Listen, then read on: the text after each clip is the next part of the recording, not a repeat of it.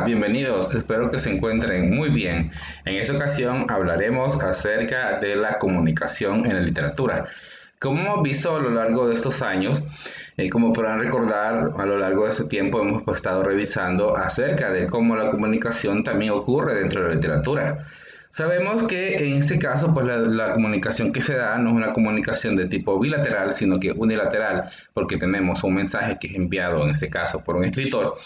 Y ese mensaje pues es recibido por nosotros como los lectores y nosotros vamos tomando ese mensaje y lo vamos interpretando de acuerdo a algunas características que nosotros pues hemos aprendido a conocer. Sabemos que en esta comunicación hay un primer emisor que sería el autor, que es quien pensó esa obra, quien decidió qué es lo que iba a tener y que creó a los personajes en este caso para que nosotros fuéramos conociendo y fuéramos comprendiendo de una mejor manera cuál va a ser su intención. Y es que para nosotros conocer la intención de un escritor en una obra, es necesario o es importante pues reconocer de que un escritor primero tiene que saber quiénes van a ser los receptores de su obra.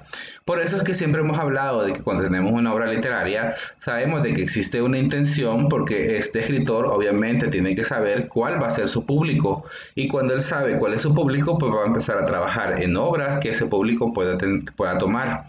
También es importante que él conozca o que reconozca la situación social en la que la obra se escribe. Recuérdense que el contexto de la obra es muy importante porque muchas veces este contexto determina el tipo de circunstancias en las que ese personaje se encuentra y por las que él decide, en este caso, puedes desarrollar o hacer este tipo de historias. Así, por ejemplo, sabemos que muchas de las obras que nosotros tenemos han servido a lo largo de todo ese tiempo, pues para poder servir como una manera de denuncia a algunas circunstancias pues, que se están viviendo. Y por último, también es importante conocer la situación personal del escritor, porque muchas veces nos hemos topado con textos que al momento nosotros de revisarlo o de leerlo, hemos ido poco a poco conociendo cuál ha sido la intención o cuál ha sido, en este caso, la situación del escritor y que eso se ha reflejado en sus obras, como es el caso pues de Edgar Allan Poe, que muchas de sus obras están plasmadas o tienen muchas temáticas que tienen que ver con su propia vida personal. Algo importante de reconocer es la diferencia que existe entre el narrador y el autor. Recuérdense que esos dos son dos elementos importantes de toda obra que si bien no son excluyentes uno del otro, no son el mismo, porque por un lado sabemos que el autor es, bueno, en el caso de un autor de una obra podemos tenerlo de tres tipos. Primero hay un autor real, que es el que crea todos los personajes, todo el contexto, todo el ambiente y el espacio donde esta obra se desarrolla.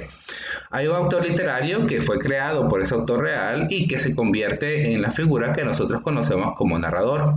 Y hay otro narrador, que ese es un narrador implícito, que nosotros podemos deducirlo debido a la parte de la ideología que ese escritor tiene y que se ve reflejada dentro de sus obras. Como ya les mencioné, en el caso de Edgar Allan Poe, en el caso de él es muy fácil poder identificar que él es el autor implícito porque muchas de las cosas que se dicen tienen esa misma referencia. Y por otro lado, tenemos el narrador, que si bien ya decíamos que es una figura, un personaje que fue creado por ese autor, este es la voz que en todo caso nos va a guiar a nosotros durante toda la lectura y que va a ser un referente, porque a pesar de que el escritor haya muerto, el narrador va a seguir vivo y va a seguir transmitiéndonos o transportándonos a esos mundos que forman parte, pues en este caso, de ese mundo que se desarrolla dentro de la ficción. Algo importante, pues es importante recordarlo, que nosotros lo conocemos, que existen diferentes tipos de narradores de acuerdo a la persona que utilizan. Hay un narrador que lo sabe todo y que se escribe en tercera persona y que es el que nosotros conocemos como el narrador omnisciente.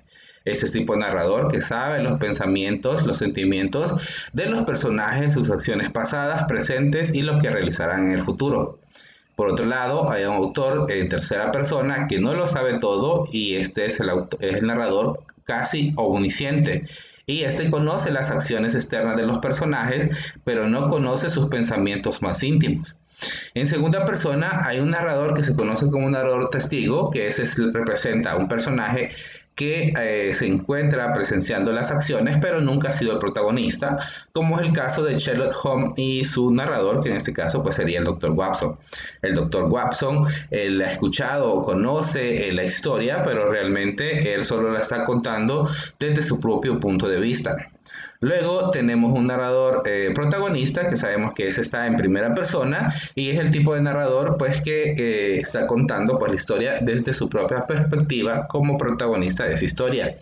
Existe un narrador extra que pertenece a la segunda persona pero que se utiliza muy poco y que es aquel tipo de narrador que incluye a los lectores dentro de su lectura, aunque como les decía este no es muy utilizado como estos otros. Luego vamos a recordar un poco de los tiempos que utilizamos en las narraciones. Sabemos que la narración la podemos organizar de diferentes maneras en relación al tiempo. Hay un tiempo lineal donde el orden es cronológico, hay tiempos retrospectivos donde vamos a ver que se relatan hechos que sucedieron antes y que también bueno, generalmente este tipo de tiempo retrospectivo lo conocemos como los flashbacks o los recuerdos. Hay un tiempo prospectivo o lo que conocemos como el flash forward que anticipa sucesos, o sea, eventos que no han ocurrido, pero que ese narrador omnisciente sabe que van a ocurrir dentro de un tiempo y nos lo adelanta. Hay otras narraciones que utilizan el tiempo simultáneo o tiempo múltiple, donde vamos a ver que hay diferentes tramas narrativas que se están desarrollando de una forma paralela en personajes pues diferentes. Hay un tiempo íntimo que está ligado principalmente a las experiencias psicológicas del protagonista y que tienen que ver con sus propios pensamientos, o sea, cómo él percibe y cómo él ve pues el mundo. Luego es importante, a lo mejor eso sí no tengamos una referencia de años anteriores, pero vamos a ver que dentro de los textos narrativos se desarrollan diferentes niveles. Hay un nivel que se conoce como extradigético, que se considera como el nivel primario de la narración, y este es el que nosotros inicialmente tenemos en una lectura.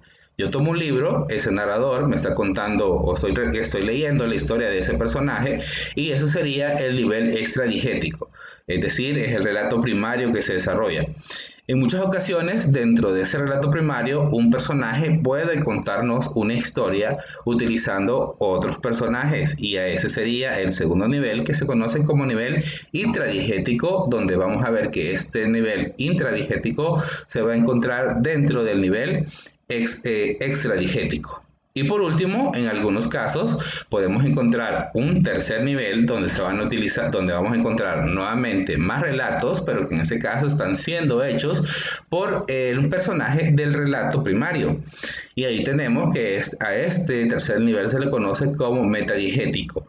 Y los relatos metadigéticos van a ser los que se encuentran dentro del nivel intradigético.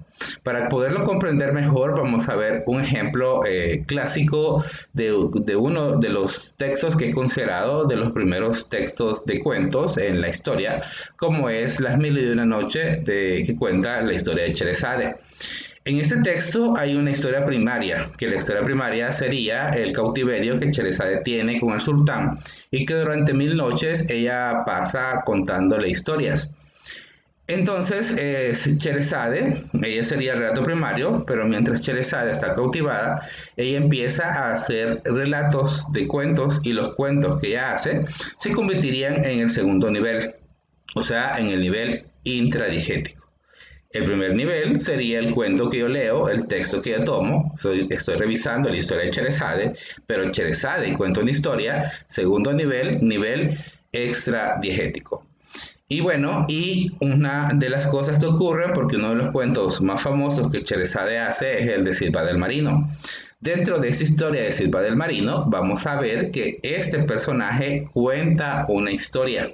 Entonces, a esa historia que es contada por ese personaje, lo vamos a conocer como el último nivel, que sería el nivel metadigético. O sea, ya sería la historia que está siendo contada dentro de la historia. Es una historia dentro de la historia. Este es un ejemplo y lo podemos ver ahí en la representación que hicimos. Tenemos primero el texto de Sherezade como el primer texto, como un texto extradigético. Luego tenemos la historia de Sherezade, que en este caso pues funcionaría como nuestro nivel intradigético. Y dentro de Sherezade, dentro de sus propias historias, vamos a ver que ella cuenta una historia que hace nuevamente otro relato y llegamos al último nivel que sería el nivel metadiegético. O sea que estamos hablando de un relato dentro de otro relato, ¿sí? Entonces esos serían los 3 niveles que en algunas ocasiones puede tener la lectura. Espero que el contenido pues nos haya quedado claro. Recuerden siempre la importancia de hacer sus anotaciones, de formular sus preguntas para que en una próxima ocasión pues estas preguntas puedan ser aclaradas. Gracias por su atención. Nos vemos en otro video.